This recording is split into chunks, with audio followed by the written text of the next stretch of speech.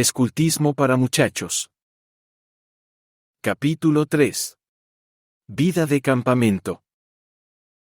Fogata 8. Exploración. Los exploradores son hombres que van a la vanguardia abriendo camino en la espesura, o en cualquier otro lugar, para los que vienen detrás. Cuando estuve de servicio en la costa occidental de África, tenía a mis órdenes un número considerable de scouts nativos, que, como todos los scouts, tratábamos de ser útiles, en todas formas, al grueso del ejército que nos seguía.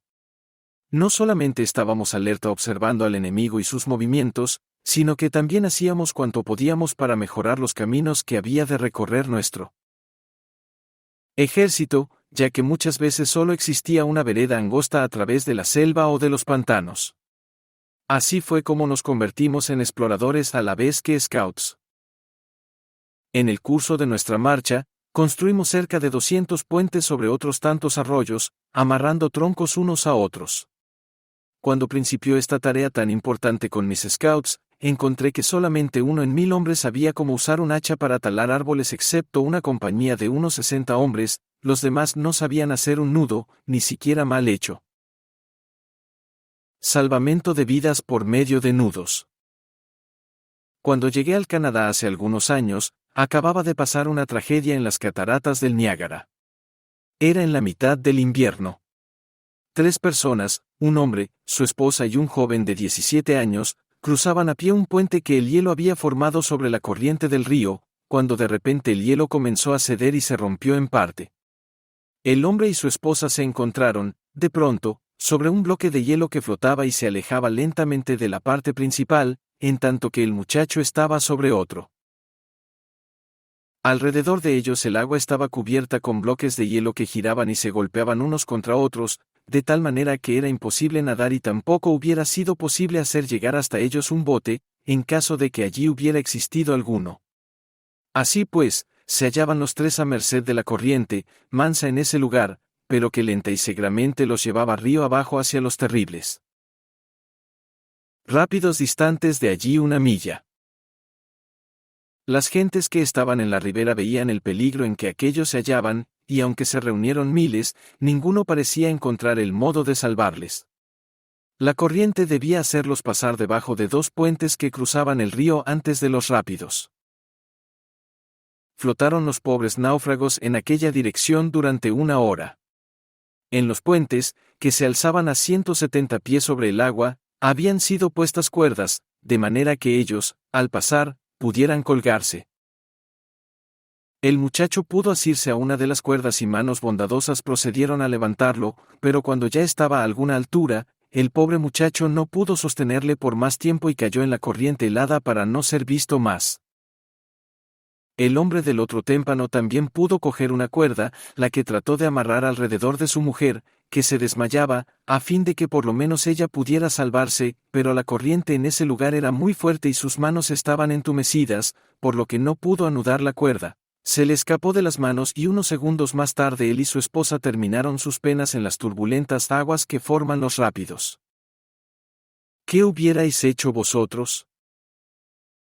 Es fácil mostrarse inteligente después de que un hecho ha ocurrido, pero este desastre merece meditación.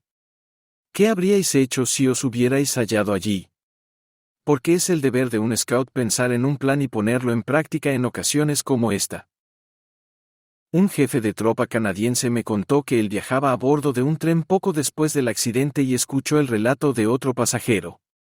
No sabían que él tenía conexión con los scouts y uno de ellos dijo, bien, yo creo que si ahí hubiera habido un Boy Scout, habría encontrado la manera de salvar a esas pobres personas. La gente piensa con frecuencia, ¿qué ventaja se obtiene de aprender cosas tan sencillas como hacer nudos? Pues en aquel caso, este conocimiento hubiera podido salvar 3 vidas. Cuando las cuerdas fueron bajadas de los puentes, debieron tener unas 2 lazadas en los extremos, para que las personas que se trataba de salvar pudieran ponérselas alrededor o pasar sus piernas y sus brazos por ellas. Las cuerdas usadas no tenían lazada alguna y los náufragos no sabían cómo hacer esta clase de nudos, y, por ello, no fueron capaces de salvarse. Nudos útiles. Todo scout debe saber hacer nudos.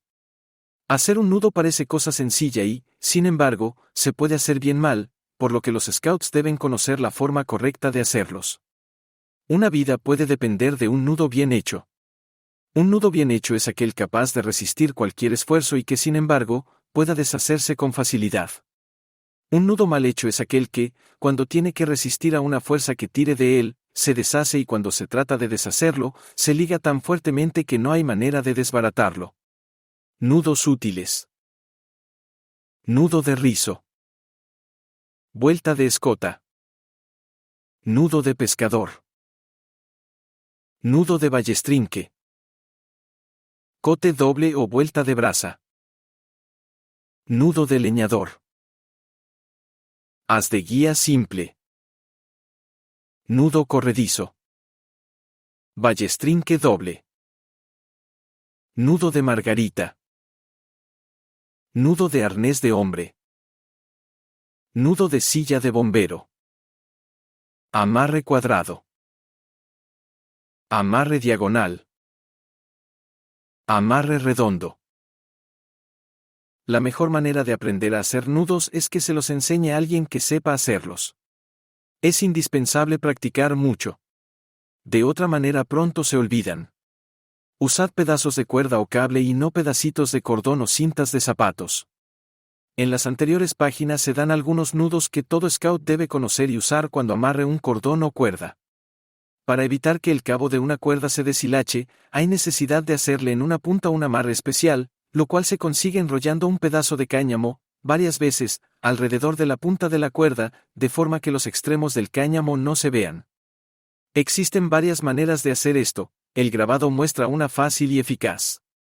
En el oeste de África no contábamos con cuerdas, por lo que teníamos que valernos de plantas trepadoras resistentes y mimbres delgados o ramas largas flexibles, las que todavía hacíamos más manejables pisando una punta y torciendo la otra lo más posible, con la mano. Con el sauce y el avellano se hacen buenos mimbres. Es imposible hacer toda clase de nudos con estos materiales tal como se hacen con una cuerda, pero, en general, se puede hacer un amarre de leñador. Construcciones de chozas. Para vivir cómodamente en campamento, un scout deberá saber cómo construir un refugio de vida donde pasar la noche, o una choza, si se va a permanecer en campamento por largo tiempo. La clase de refugio que deba construirse, dependerá del lugar y el tiempo. Nótese la dirección en que generalmente sopla el viento y colóquese el refugio precisamente con la entrada al lado opuesto y el fuego enfrente de esta. Si se acampa en un lugar boscoso y hay permiso para utilizar los árboles, existen varios tipos de refugio que pueden construirse. El refugio de vida es la choza más sencilla y se construye enterrando en el piso, firmemente, dos ramas gruesas con la punta superior en forma de horqueta, para colocar sobre ellas otra rama a manera de espinazo, contra el cual se recarga una serie de morillos con ramas atravesadas, paralelas al suelo, para que sirvan de sostén a la paja, palmas, o cualquiera otra materia que se use de cubierta. Todo este armazón debe quedar colocado perpendicular a la dirección del viento. Este refugio, cuando se construye para un solo hombre, puede ser muy pequeño, de 1 metro de alto en el frente, por otro de ancho y 2 de largo. El fuego debe hacerse a 1,20 m en frente, y hay que acostarse a lo largo del armazón. Si el abrigo es para más de una persona, hay que construirlo de 2 metros de alto en el frente por otros 2 de ancho, de tal manera que varias personas puedan acostarse a lo largo de ella una al lado de otra, con los pies hacia el fuego. Cubriendo la choza. Hay que comenzar a cubrir el armazón por la parte de abajo y hacerlo con capas superpuestas, en la misma forma en que se colocan las tejas de un techo, para así evitar que se introduzca el agua. Para cubrir el armazón se podrá emplear ramas de siempreviva, pasto, juncos, césped, corteza de árboles y tablas de madera, o tejamaniles y pequeñas ramas, o brezos tejidos apretadamente. Es conveniente, en general, colocar sobre la cubierta terminada unas ramas o palos gruesos que la conserven en su lugar, caso de que llegara a desatarse un viento fuerte. Si se desea construir una choza completa, puede hacerse con un colgadizo de cada lado, apoyados ambos en el espinazo. Pero un solo colgadizo, con la fogata al frente, es más que suficiente para la mayoría de las personas. Otras chozas.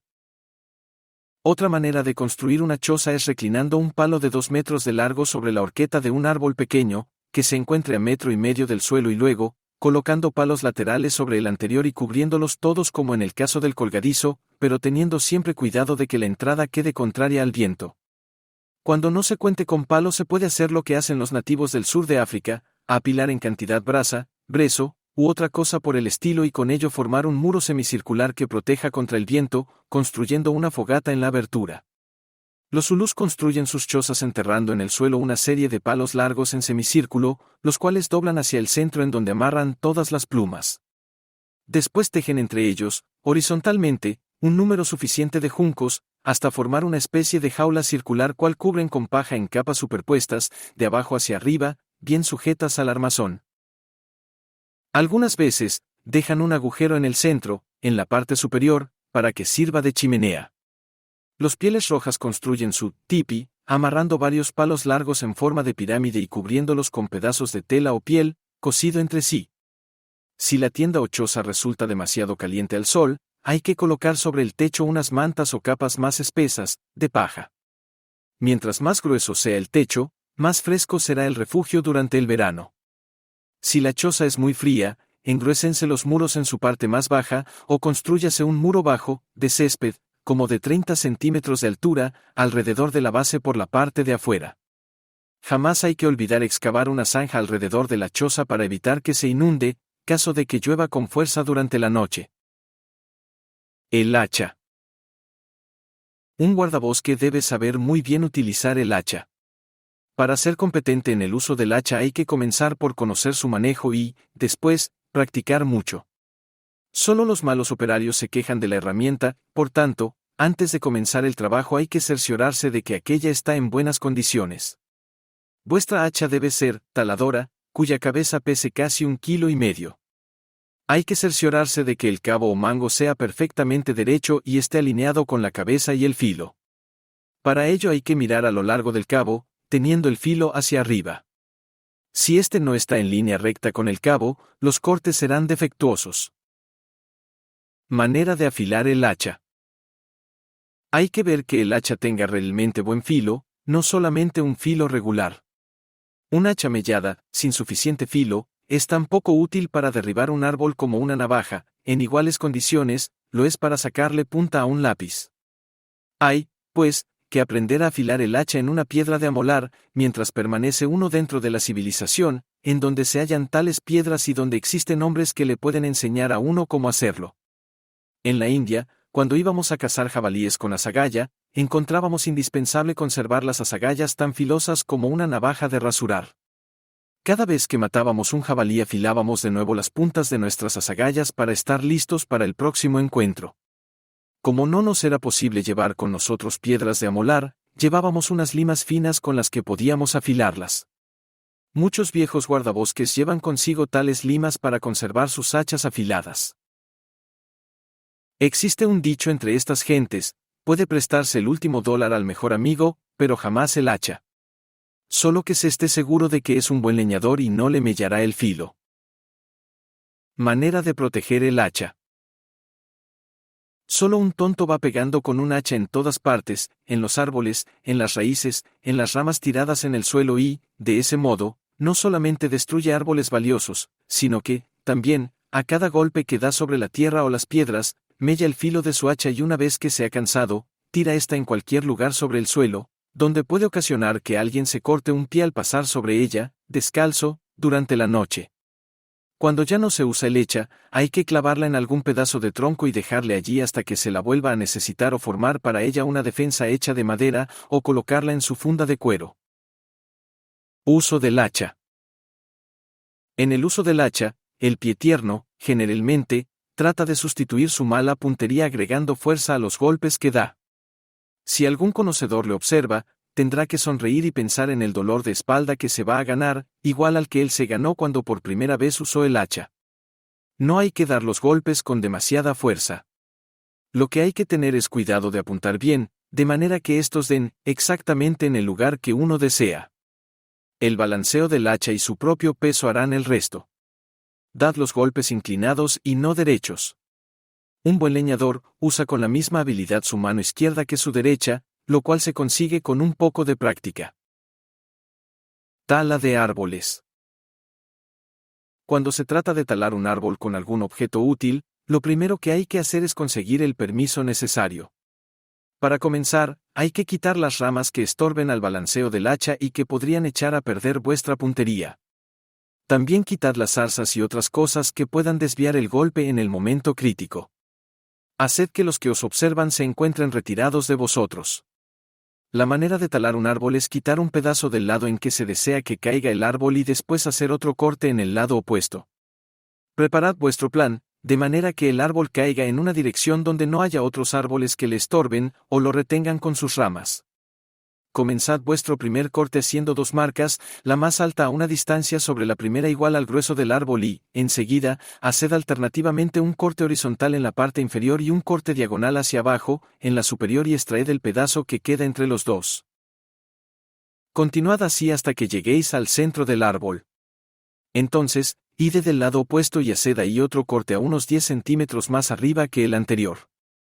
Cortad buenas tajadas en cada golpe, no os contentéis con astillas que solo harán ver a la persona que pase por allí que ha sido un pie tierno el que ha estado trabajando. Todo depende de la buena puntería. Cuando el árbol cae hay que cuidarse del cabo o punta inferior entre los dos cortes, pues muchas veces salta hacia atrás. Por tal motivo, jamás hay que ponerse directamente detrás del árbol. Varios pies tiernos murieron a consecuencia de esa imprevisión. Cuando el tronco cruje y el árbol comienza a inclinarse, moveos hacia adelante y al mismo tiempo hacia un lado alejándoos del cabo. Desbastadura y corte de leña. Una vez que el árbol ha caído, deberá ser desbastado, esto es, hay que quitarle todas las ramas para dejar el tronco limpio. Esto se hace trabajando del cabo hacia la punta. Cortad cada rama desde abajo y tan cerca del tronco como sea posible. Después, el tronco se corta en rajas, lo que se denomina hacerlo leña. Córtese de afuera hacia adentro, haciendo el corte de la mitad del grueso. Después, voltéese el tronco y hágase lo mismo del lado opuesto, hasta conseguir que el trozo se separe. Construcciones de puentes. Como ya he dicho, 1000 scouts en el país de los Ashantis actuando a la vez como exploradores, tuvieron también que construir cerca de 200 puentes y hacerlo con el primer material que tenían a mano. Hay muchas maneras de construir puentes. Los puentes de los exploradores se construyen, generalmente, uniendo palos por medio de amarres. En la India, en los montes Himalaya, los nativos construyen puentes con 3 cuerdas extendidas cruzando el río y conectadas de cuando en cuando por palos en forma de V, de tal manera que una forme el paso y las otras los barandales, uno de cada lado. Estos puentes son algo movedizos, pero, sin embargo, se puede pasar sobre ellos y son fáciles de construir. La manera más sencilla de construir un puente sobre un arroyo angosto y hondo es hacer caer un árbol, atravesándolo, o 2 o 3 si es necesario. Con una hachuela puede lograrse, después, hacer plana la superficie superior si, además, se coloca un pasamanos, se logra construir un magnífico puente. Las balsas pueden ser usadas también para cruzar ríos. Estas pueden construirse sobre la misma agua, si el río no es muy profundo, o fuera de esta en caso contrario. Cuando la balsa ha sido terminada, sosténgase por punta río abajo, y empújese la otra, dejando que la corriente la coloque en posición. Medidas personales. Todo explorador debe conocer, con exactitud, sus medidas personales en los siguientes detalles, de los cuales os daré las medidas medias en hombre, de la uña a la coyuntura del dedo pulgar, o el ancho de ese mismo dedo, 2,5 centímetros. La distancia entre el pulgar y el índice, 20 centímetros. La distancia entre el dedo pulgar y el meñique, 22,5 centímetros. La distancia entre la muñeca y el codo, que al mismo tiempo es la longitud de vuestro pie, 25 centímetros. Del codo a la punta del índice, 32,5 centímetros. Extendidos los brazos de la punta del dedo corazón de la mano izquierda al de la derecha, medida que se llama braza, casi igual a vuestra estatura. Las pulsaciones normales son 75 por minuto. Cada pulsación es un poco más rápida que un segundo. Paso, el paso mide 75 centímetros.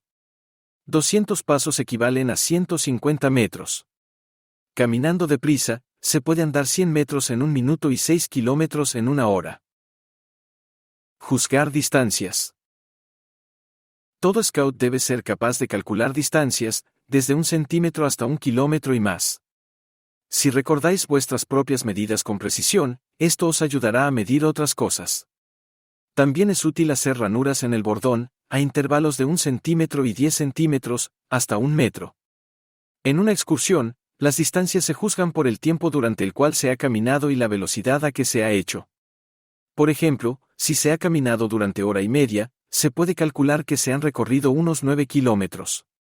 La distancia también se puede juzgar por medio del sonido. Si se ve el fogonazo de un cañón disparado a distancia, y se cuentan los segundos que pasan hasta que se oiga la explosión, se puede decir a qué distancia encuentra uno del cañón. El sonido camina a la velocidad de 365 yardas por segundo, tantas yardas como días tiene el año, en metros son 334, aproximadamente. Comprobad los siguientes datos con vuestra propia observación.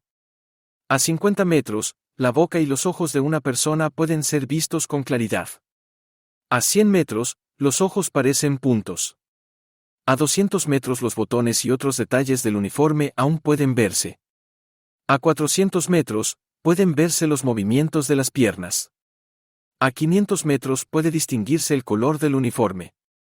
Para calcular distancias mayores que estas, escoged vosotros mismo punto intermedio, calculad a qué distancia se encuentra y después doblad esta. Otra forma de hacer este cálculo es estimar la mayor distancia a que puede encontrarse y tomar la media. Los objetos parecen más cerca de lo que en realidad están, cuando les da la luz de lleno, cuando se ven a través de la lluvia o de la nieve, cuando se les ve cuesta abajo o cuesta arriba en un cerro. Los objetos parecen estar más lejos, cuando están en la sombra, cuando se les ve a través de un valle, cuando el fondo es del mismo color, cuando el que los observa está acostado o de rodillas, cuando hay espejismo. Distancia a través de un río. La manera de apreciar distancias a través de un río consiste en fijar un objeto X, tal como un árbol, una roca, etc., en la ribera opuesta a aquella en que se encuentra A, véase el diagrama. Camínese en ángulo recto con respecto a la línea a X unos 90 metros, al llegar a los 60, clávese una estaca o colóquese una piedra, B. Al terminar de recorrer la distancia, es decir, 30 metros más adelante de B, en C, dóblese a la derecha y en ángulo recto, camínese tierra adentro, contando los pasos hasta que la estaca y el árbol queden en la misma línea. El número de pasos será igual a la mitad de la distancia entre A y X. Calculando alturas. Un scout debe, también, saber calcular alturas, desde centímetros hasta ciertos de metros. Debería ser capaz de estimar la altura de una cerca, la profundidad de una zanja, la altura de un terraplén, de una casa, un árbol, una torre, un carro, o una montaña. Esto es fácil cuando se ha adquirido práctica ensayando varias veces, pero es muy difícil enseñarlo en un libro.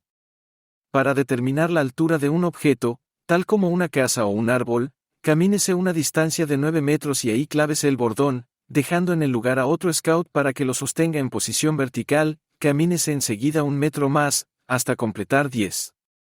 Colóquese el ojo al nivel del suelo en este lugar, y diríjase la vista hacia la copa del árbol mientras el otro scout mueve la mano a lo largo del bordón, hacia arriba y hacia abajo, hasta que vuestro ojo, su mano y la copa del árbol queden en una misma línea. Mídase sobre el bordón, en decímetros, la distancia del suelo a la mano, y esta, en metros, será la altura del árbol. Pesos y números. También deberíais saber estimar pesos, una carta, un pescado, un saco de salvado, el peso de un hombre juzgado por su apariencia. De nuevo repetiré que estas cosas solo pueden aprenderse por la práctica. Aprended también a apreciar cantidades, a decir a primera vista aproximadamente, el número de personas en un grupo, en un ómnibus, o en una multitud, cuántos borregos hay en un rebaño, cuántas canicas en una bandeja y otras cosas por el estilo. Podéis practicar en todo momento, en la calle y en el campo. Prácticas de exploración por patrullas. Practicad, por medio de competencias entre parejas, la ejecución de nudos en el menor tiempo posible. La pareja que pierda competirá con otra, hasta encontrarla más lenta. En esta forma, que puede usarse para practicar cualquier materia scout, los peores obtendrán la mayor práctica, y la competencia es tanto o mayor para evitar ser los últimos, como para ser los mejores y obtener un premio. Las competencias de hacer nudos en la oscuridad son una gran diversión. El guía apaga las luces por unos segundos, después de haber nombrado el nudo que se ha de hacer. Esto mismo puede hacerse con los ojos vendados y entonces no hay necesidad de apagar la luz. Construid modelos de puentes con vuestros bordones, amarrados unos a otros por medio de cuerdas o cables. Paso Scout. El juez coloca 3 individuos o grupos, en diferentes lugares, en un semicírculo a una distancia de 300 a 1200 metros del punto de partida, cada grupo vestido de distinta manera o llevando consigo algo que lo distinga de los otros y de personas entre quienes esté mezclado, por ejemplo, un bastón, un paquete, un periódico, etc. También puede estar con una rodilla en tierra o en alguna otra posición que lo distinga de las personas que lo rodean. El juez señala una pista circular de medio kilómetro en que están indicados los 3 puntos y, si es posible, algunos obstáculos para saltar. Los competidores saldrán rumbo al N-grados 1, donde el juez les hará saber la dirección que han de seguir para encontrar los grupos que deben observar. Cada competidor al ver el grupo escribirá un informe con los datos siguientes. 1. ¿Cuántas personas hay en el grupo? 2. ¿Cómo están vestidos o cómo se les puede identificar? 3. Su posición con respecto a algún punto de referencia. 4. Estimación de la distancia a que se encontraban con respecto a la posición del observador. Hecho esto, corre al próximo punto y procede de la misma forma con respecto a este grupo y así sucesivamente, hasta llegar a la meta donde entregará su informe. Puntos, se le anotará 5 puntos por la descripción correcta y completa de cada uno de los grupos, o sea, en total, 15 puntos. Se le deducirá 1 punto por cada 5 segundos que llegue más tarde que el primero en llegar. También se deducen puntos o medios puntos por las omisiones, o errores, que contenga el informe.